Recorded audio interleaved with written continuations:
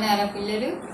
Last క్లాస్లో క్రియ గురించి తెలుసుకున్నాం కదా. మనం క్రియ అంటే ఏంటి, మరి పనిని తెలియజేసే దానిని క్రియ అని తెలుసుకున్నాం కదా. మరి క్రియలు రెండు రకాలు. ఏంటి క్రియలు? రెండు రకాలు ఏంటి? సమాపక క్రియ, అసమాపక క్రియ. ఏంటి సమాపక క్రియ, అసమాపక క్రియ అంటే దాంట్లోనే మనకు అర్థమవుతుంది. సమాపక అంటే సమాప్తం అయిపోయింది, అంటే అయిపోయింది పని, క్రియ అయిపోయింది, దానిని సమాపక క్రియ అంటాం. అసమాపక క్రియ అంటే అసమాపక క్రియ అంటే అసంపూర్తిగా ఉంది, ఇంకా పని పూర్తి అవ్వలేదు, దానిని అసమాపక క్రియ అనే అంటాము. ఇప్పుడు సమాపక క్రియకు ఉదాహరణ చూద్దాం. ఏంటి? గీత పాట పాడింది. పాడింది అయిపోయింది, అంతవరకు పూర్తి అయింది కాబట్టి దానిని సమాపక క్రియ అంటాము. ఏంటి? దాని పూర్తి అర్థం ఇచ్చే వాక్యంలోని క్రియాపదాన్ని సమాపక క్రియ అంటాము. సమాపక క్రియ అంటే ఏంటి?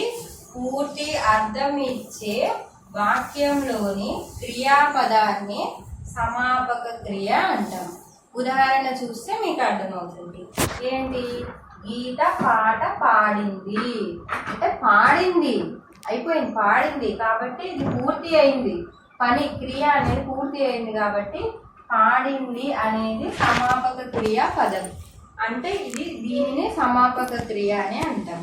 ఇంకొకటి రాము బడికి వెళ్ళాడు అంటే వెళ్ళాడు అనేది సమాపక క్రియ, అంటే పని పూర్తి అయిపోయింది, రాము బడికి వెళ్ళాడు అనేది ఈ వాక్యం పూర్తి అర్థాన్ని ఇస్తుంది మనకు, కాబట్టి దీనిని సమాపక క్రియ అంటాం. ఇప్పుడు ఏంటి మొత్తం ఒకసారి చూద్దాం. క్రియ అంటే ఏంటి? పనిని తెలియజేసే దానిని క్రియ అంటాం. మరి క్రియకు ఉదాహరణ ఏంటి? పాడడం, చదవడం, రాయడం, పరిగెత్తడం, కూర్చోవడం అన్నీ క్రియకి ఉదాహరణే. రాము బడికి వెళ్ళాడు, ఇది క్రియ, ఒక క్రియ. రాము పాట పాడుతున్నాడు, గాయత్రి పాట పాడింది, గాయత్రి బడికి వెళ్ళింది. గోపి పుస్తకం చదివాడు, గోపి తన హోంవర్క్ని పూర్తి చేశాడు, తరగతి పనిని పూర్తి చేశాడు. ఇవన్నీ క్రియకు సంబంధించిన వాక్యాలు. ఈ క్రియలు ఎన్ని రకాలు? క్రియలు ఎన్ని రకాలని చెప్పారు ఇప్పుడు మనం? రెండు రకాలు. క్రియలు ఎన్ని రకాలు? రెండు రకాలు. ఏంటి అవి? ఒకటి సమాపక క్రియ, రెండవది అసమాపక క్రియ. సమాపక క్రియ అంటే ఏంటి? పూర్తి అయిపోయింది అంటే ఆ పని అంతవరకు పూర్తి అయిపోయింది అని తెలియజేసే దానిని సమాపక క్రియ అంటాం. అసమాపక క్రియ అంటే ఏంటి? ఇంకా పని పూర్తి అవ్వలేదు, అంటే రాము బడికి వెళ్ళి, రాము పాలు తాగి, రాము ఆడుకొని, అంటే ఇంకా ఏమైనా ఇంకా వేరే పని ఉంది అని మనకు అర్థమవుతుంది కాబట్టి దానిని అసమాపక క్రియ అంటాం. ఇంతవరకు మీకు అసమాపక క్రియ అంటే చూద్దాం. ఏంటి రెండవది? ఏంటి? అసమాపక క్రియ. రెండవది ఏంటి? అసమాపక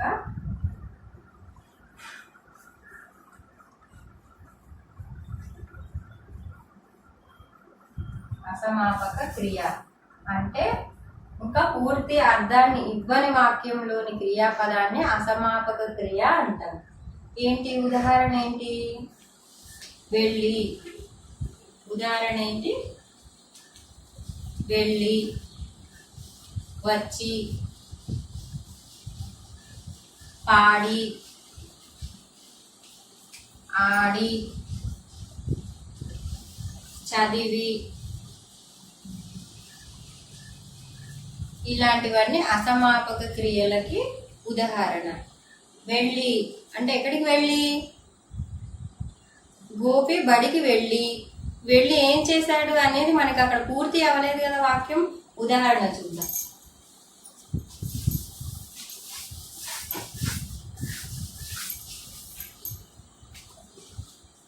గోపి బడికి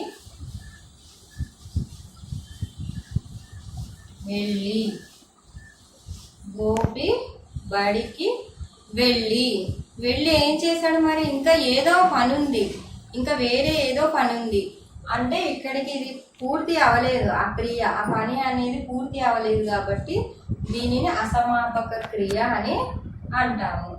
ఇంకొకటి చూద్దాం. వీణ పాట పాడి. వీణ పాట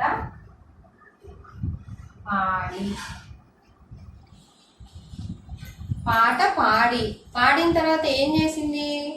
మరి వీణ పాట పాడిన తర్వాత ఏం జరిగింది అనేది ఇక్కడ క్రియ అనేది ఇంకా ఉంది, ఇంకా పని చేసేది ఉంది. పాట పాడిన తర్వాత ఇంకేదో చేసేది ఉంది కాబట్టి ఈ పని ఇంతవరకు పూర్తి అవ్వలేదు కాబట్టి దీనిని అసమాపక క్రియ అంటాం. సమాపక క్రియ అంటే ఏంటి? పూర్తి అయిపోయింది. ఏంటి? గీత పాట పాడింది, అయిపోయింది. పాడింది, అయిపోయింది. తర్వాత ఏంటి? రాము బడికి వెళ్ళాడు. రాము బడికి వెళ్ళాడు. ఇక్కడ క్రియ పూర్తి అయిపోయింది కాబట్టి దీనిని సమాపక క్రియ అంటాము.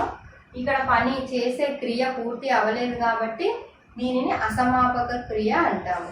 ఇప్పుడు వరకు క్రియ అనేది అర్థమైందా మీకు? మళ్ళీ ఒకసారి చూద్దాం. క్రియ అంటే పనిని తెలియజేసే దానిని క్రియ అంటాం.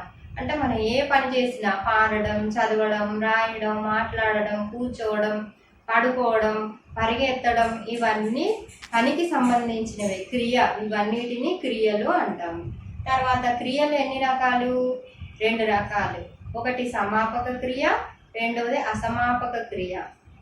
పూర్తి అర్థాన్ని ఇచ్చే క్రియాపదాలు ఉన్న వాక్యాన్ని సమాపక క్రియ అంటాం. అంటే పని పూర్తి అయిపోయింది, అక్కడ అయిపోయిన దానిని తెలియజేసే దానిని సమాపక క్రియ అంటాం. ఇంకా పూర్తి అవని పదాలు ఉంటాయి కదా, ఇంకా వాక్యాలు ఉంటాయి కదా.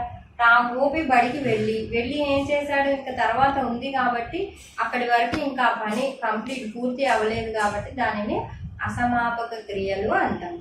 ఇంతవరకు మీకు ఫస్ట్ పాఠంకి సంబంధించిన గ్రామర్ పార్ట్, క్వశ్చన్ ఆన్సర్స్, అర్థాలు అన్నీ కంప్లీట్ అయిపోయినాయి. ఇప్పుడు రెండో లెసన్లోకి వెళ్దాం. ఇప్పుడు క్రియలు గురించి కంప్లీట్ చేసుకున్నాం కదా. క్రియలు 2 రకాలు, ఒకటి సమాపక క్రియ, అసమాపక క్రియ. ఇప్పుడు తర్వాత రెండో పాఠంలోకి వెళ్ళే ముందు కొన్ని ప్రశ్నలు అడుగుతాను, చెప్పండి. ఇప్పుడు జరుగుతున్నది ఏంటి? లాక్డౌన్ జరుగుతుంది. అంటే అంతకుముందు ఏం జరిగింది? మీరు బడికి వెళ్ళడము, చదువుకోవడము, హోంవర్క్ రాయడం, మళ్ళీ ఇంటికి రావడం, ఇట్లా జరుగుతుంది. ఇప్పుడు ఎలా ఉంది? ఇప్పుడు లాక్డౌన్ కాబట్టి మనం ఇంట్లోనే ఉంది. అప్పటికిప్పుడు ఏం జరిగింది? మార్పు జరిగింది కదా. ఇంకా ఏమంటాం మనము? నువ్వు చిన్నప్పుడు ఇలా ఉన్నావు, అలా ఉన్నావు, పెద్ద అయిన తర్వాత ఇది జరిగింది అంటాం. ఏం జరిగింది మరి? మార్పు జరిగింది కదా. ఇంకా అంటాం కదా మనం చిన్నప్పుడు మీరు ఇంతకుముందు ఇలాంటి మంచి పనులు చేసేవాళ్ళు, ఇప్పుడు ఇట్లా నేర్చుకున్నారేంటి, ఇట్లా చేస్తున్నారేంటి అని అడుగుతాం కదా మనం. అంటే ఏం జరిగింది వాళ్ళ లోపల? మార్పు జరిగింది. ఇంకా ఏం జరిగింది? మన వాతావరణంలోకి వెళ్ళినప్పుడు మనం ఒక్కొక్కసారి ఎండాకాలం ఉంటుంది, ఒక్కొక్కసారి వర్షాకాలం ఉంటుంది, తర్వాత శీతాకాలం వస్తుంది. ఏం జరుగుతుంది? కాలాలు అనేవి మారుతున్నాయి కదా. దాన్ని ఏమంటాం మనం? మార్పు అంటాము. అంటే మార్పు అంటే చేంజ్ అవ్వడం, ఒకలాంటి అంటే ఇప్పుడు ఉన్న పద్ధతి కాకుండా ఇంకొక పద్ధతి రావడాన్ని ఏమంటాం? మార్పు అంటాం. అదే మన పాఠం పేరు. ఏంటి మన పాఠం పేరు? మార్పు. ఏ మార్పు వచ్చింది? అంటే మనిషి లోపల గుణగణాలు మారచ్చు. మనిషి చిన్నగా ఉన్నప్పుడుకి పెద్దగా అయిన తర్వాత వాళ్ళ యొక్క ముఖంలో కానీ, వాళ్ళ యొక్క శరీర భాగాల్లో కానీ, శరీరంలో కానీ మార్పు వస్తుంది కదా. అలాంటిది అవ్వచ్చు, వాతావరణంలో మార్పు అవ్వచ్చు, ఏదైనా మార్పు జరగవచ్చు. అంటే ఇంత ముందు ఉన్న దానికంటే ఇప్పుడు వేరేలా ఉండడాన్ని మార్పు అంటాం. అసలు ఏ మార్పు జరిగింది, ఏం జరిగింది అనేది మనం ఈ పాఠంలో చూద్దాం ఒకసారి. మీ దగ్గర అన్ని దగ్గర బుక్స్ ఉన్నాయా? అంటే ఈ పాఠంలో ఏముంటుంది అంటే ఈ పాఠం ఒక మనుషులకు సంబంధించింది. ఏంటంటే ఒక మనిషి యొక్క గుణగణాలకు సంబంధించింది. అతను ఇప్పుడు ఇందులో ఒక అతను ఉంటాడు. అతనికి ఏం జరుగుతుందంటే అతని యొక్క గుణాలు మంచివి కాదు. ఆ యొక్క గుణం ఎట్లా మారింది, అతను ఎలా మార్చుకున్నాడు, ఆయన యొక్క స్వభావాన్ని ఎలా మార్చుకున్నాడు అనేది తెలిపే దాని గురించే ఇది మార్పు అనే కథ మనకు ఇచ్చారు. చూద్దాం. మీ దగ్గర బుక్స్ ఉంటే, పుస్తకాలు ఉంటే చూడండి, లేకపోతే వినండి. ఒక గ్రామంలో రంగస్వామి అనే ధనవంతుడు ఉండేవాడు. ఒక గ్రామం ఉంది. ఆ గ్రామంలో రంగస్వామి అనే ధనవంతుడు ఉండేవాడు. ఏ ధనవంతుడు ఉండేవాడు? రంగస్వామి. ఎవరైనా పేరేంటి? రంగస్వామి. ఎవరితను? ధనవంతుడు. ఎవరితను? బాగా ధనవంతుడు. రంగస్వామి అనే వ్యక్తి బాగా డబ్బులున్న వ్యక్తి, బాగా ధనవంతుడు. తర్వాత అతని దగ్గర అపారమైన సంపద ఉన్న అతనికి తృప్తి లేదు. ఆయన చాలా ధనవంతుడంట. అంటే ఎంత ధనం ఉంది ఆయన దగ్గర అంటే లెక్క పెట్టుకోలేడంత ధనవంతుడంట. ఆయనకి చాలా అపారమైన సంపద ఉందంట. అయినా అతనికి తృప్తి లేదు. ఏం లేదు అతనికి? రంగస్వామి అనే వ్యక్తికి తృప్తి లేదు. తృప్తి అనేది లేదు. ఇతను ధనవంతుడైనా, ఇతని దగ్గర అపారమైన సంపద ఉన్నా అతనికి తృప్తి లేదు. ఎందుకు లేదు మరి తృప్తి? ఇంకా ఇంకా సంపాదించాలని అతని కోరిక. ఎంత డబ్బులున్నా, ఎంత సంపాదన ఉన్నా, అపారమైన సంపద, అపారమైందంటే అంతులేని ఎంత సంపద ఉన్నా కూడా, చాలా సంపద, అంత సంపద ఉన్నా ఇంకా ఇంకా సంపాదించాలనే కోరిక ఇతనికి ఉండేదంట. అందుకని అతనికి ఇంకా తృప్తి లేదంట. తర్వాత ధనం మీద వ్యామోహంతో ఎందరినో మోసాలు చేసేవాడు. ఇతనికి డబ్బు పైన ఉన్న కోరికతోటి, డబ్బు పైన ఉన్న వ్యామోహంతో ఎందరినో మోసం చేసేవాడంట. ఎన్నో ఘోరాలు చేసేవాడు. సొమ్ము వస్తుందంటే చాలు ప్రాణాలు తీయడానికి కూడా వెనకాడేవాడు కాదు. అంటే డబ్బులు వస్తుందంటే వేరే వాళ్ళ ప్రాణం తీసైనా సరే, ఎలా అయినా చేసైనా సరే వాళ్ళ దగ్గర నుంచి డబ్బు సంపాదించుకునేవాడంట. ఎలాంటి పనులైనా, ఎలాంటి ఘోరాలైనా చేసేవాడంట. ఇలాంటి ఘోరాలంటే ఇప్పుడు ఆయన దగ్గర చాలా డబ్బులు ఉన్నాయి, నేను అతన్ని మోసం చేస్తాను, నువ్వు నాకు సహాయం చెయ్యి, దానివల్ల నీకు కొంత డబ్బు ఇస్తానని చెప్పినా కూడా అలా చేయొద్దని చెప్పకుండా అట్లా కూడా చేసేవాడంట. వాళ్ళని మోసం చేసే వాళ్ళకి కూడా సహాయం చేసి ఇతను కూడా డబ్బులు సంపాదించుకునేవాడంట. దాని ప్రాణాలు తీయడంలో కూడా వెనకాడేవాడు కాదంట. తర్వాత రంగస్వామి భార్య సుమతి. ఎవరు? రంగస్వామి భార్య ఎవరు? సుమతి. రంగస్వామి భార్య ఎవరు? ఆమె పేరేంటి? సుమతి. ఎవరు? రంగస్వామి భార్య పేరేంటి? సుమతి. ఈమె ఎలాంటిది? చాలా మంచిది. ఈమె ఎలాంటిది? చాలా మంచిది. రంగస్వామి భార్య పేరేంటి? సుమతి. ఈమె ఎలాంటిది? చాలా మంచి వ్యక్తి. తర్వాత డబ్బు కోసం భర్త చేసే పనులు ఆమెకు నచ్చేవి కాదు. అంటే డబ్బుల కోసం ఎవరినైనా మోసం చేయడం, వాళ్ళ ప్రాణాలు తీయడం, మరి ఎంతటి ఘోరాన్నైనా చేసేవాడు కదా, అలాంటివన్నీ ఈయన భార్యకి నచ్చేవి కాదు. భర్తకు తెలియకుండా పేదలకు సహాయం చేసేది. భర్తలకు తెలియకుండా ఏం చేసేది? ఆయన ఘోరాలు చేసి వేరే వాళ్ళ ప్రాణాలైనా తీసి డబ్బులన్నీ తెచ్చి భార్యకి ఇచ్చేవాడు కదా, ఆ డబ్బులు తీసుకెళ్ళి పేదవాళ్ళందరికీ భర్తకు తెలియకుండా సహాయం చేసేదంట. భర్తను కూడా చెడ్డ పనులు చెయ్యవద్దని హెచ్చరించేది. సుమతి ఏం చేస్తూ ఉండేది? భర్తను కూడా నువ్వు ఇలా చెడ్డ పనులు చేయకూడదు అని చెప్తూనే ఉండేది. రంగస్వామి భార్య మీద ప్రేమ ఉన్నా డబ్బు విషయంలో ఆమె మాటలు వినేవాడు కాదు. రంగస్వామి భార్య మీద ప్రేమ ఉన్నా కూడా ఆమె చెడ్డ పనులు చేయొద్దంటే ఆయన కూడా వినేవాడు కాదు. తర్వాత ఏమైంది? ఆ గ్రామానికి ఒక మునీశ్వరుడు వచ్చాడు. ఏమైంది? ఆ గ్రామానికి ఒక మునీశ్వరుడు వచ్చాడు. ఎవరొచ్చారు ఆ గ్రామానికి? మునీశ్వరుడు. ఎవరొచ్చారు? ఆ గ్రామానికి మునీశ్వరుడు వచ్చాడు. ఊరి వెలుపల ఒక ఆశ్రమం ఏర్పాటు చేసుకున్నాడు. ఆ ఊరి బయట ఒక ఆశ్రమాన్ని ఏర్పాటు చేసుకున్నాడు. ఏర్పాటు చేసుకున్నాడు? ఒక ఆశ్రమాన్ని ఏర్పాటు చేసుకున్నాడు. తర్వాత ఆశ్రమంలో రకరకాల పండ్ల మొక్కలు నాటించాడు. ఆ ఆశ్రమాన్ని ఏర్పాటు చేసుకొని అందులో ఏం చేశాడు? రకరకాల పండ్ల మొక్కలు నాటించాడంట. అందులో ఒక విచిత్రమైన జామ చెట్టు ఉండేది. ఈ ఆశ్రమంలో ఏం చేశాడు?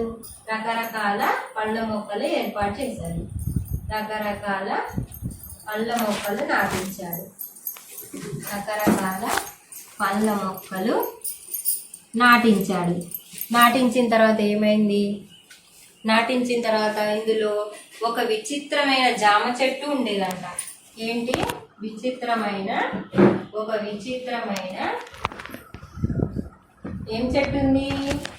జామ చెట్టు. ఒక విచిత్రమైన జామ చెట్టు ఉండేది. ఒక విచిత్రమైన జామ చెట్టు ఉంది. ఆ చెట్టు కిందికి పోయి దాని పండు కోసుకొని తిన్న వ్యక్తి అతని స్వభావం ఎలాంటిదో అలాంటి స్వభావం ఉన్న జంతువుగా మారేవారంట. ఏంటి ఇక్కడ ఏం జరుగుతుంది? ఒక మునీశ్వరుడు వచ్చాడు. ఆ మునీశ్వరుడు ఊరి వెలుపల ఒక ఆశ్రమాన్ని ఏర్పాటు చేసుకున్నాడు. ఆ ఆశ్రమంలో రకరకాల పండ్ల మొక్కలు నాటించాడు. దాంట్లో ఏమైంది? ఒక విచిత్రమైన జామ చెట్టు ఉందంట. ఆ జామ చెట్టు ఎట్లా విచిత్రం అంటే ఎలా ఉంటది?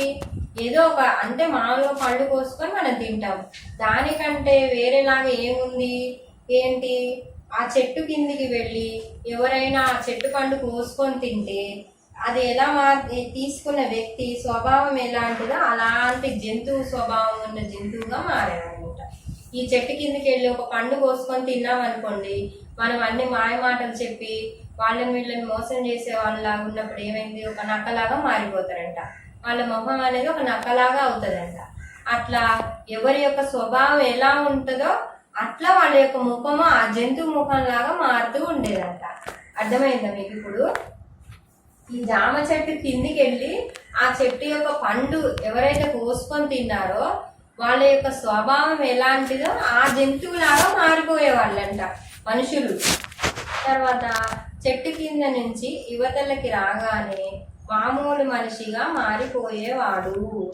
ఆ చెట్టు కిందికి వెళ్ళి ఎవరైతే పండు కోసుకొని తింటారో వాళ్ళ స్వభావం ఎలాంటిదో ఆ జంతువుగా మారిపోయేవాళ్ళంట. తర్వాత కొద్దిసేపు అయిన తర్వాత బయటకు వస్తాం, ఆ చెట్టు కింద నుంచి బయటికి రాగానే మళ్ళీ మామూలు మనుషుల్లాగా మారిపోయేవాళ్ళంట. ఈ విషయం గురించి ఊళ్ళో వింతగా చెప్పుకోసాగారు. ఈ విషయం గురించి ఊళ్ళో చూసారా, ఆ చెట్టు కిందికి వెళ్ళి ఆ పండు తింటే మన యొక్క స్వభావం ఎట్లా ఉంటుందో అలా మారిపోతామంట, జంతువులాగా మారిపోతామంట అని చెప్పి ఒకరికొకళ్ళు అలా చెప్పుకుంటూ ఆ ఊరంతా ఈ విషయం తెలిసిందంట. ఏం జరిగిందో తర్వాత క్లాస్లో చూద్దాం.